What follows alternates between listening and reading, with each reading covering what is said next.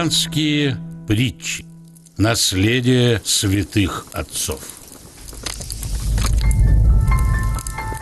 Завтра сделаю.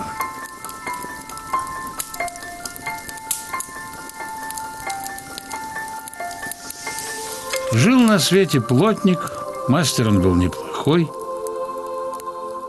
только любил все дела на завтра откладывать.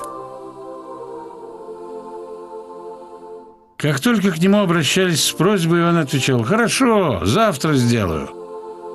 В молодости говорили плотнику: «Женись, мол, да женись», а он отвечал: «Хорошо, завтра женюсь». Так и молодость прошла, а дел всегда много.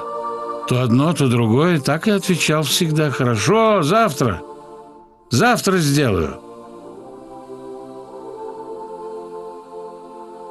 Что успевал сделать, что не успевал, особо не огорчался. Так жизнь и шла себе потихоньку. Как-то утром попросили его люди заказ исполнить. Наш плотник по привычке ответил: «Хорошо, завтра сделаю». А ему люди говорят: «Да когда же завтра? Тебе-то сколько уже лет?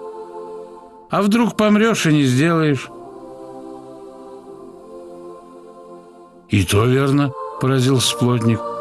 «Действительно, сколько мне сейчас лет?» Посчитал и на стул присел. Плохо стало. «Вот это да», — сказал он себе. «А мне и правда уже 60 лет стукнуло. Когда же это вся жизнь прошла?»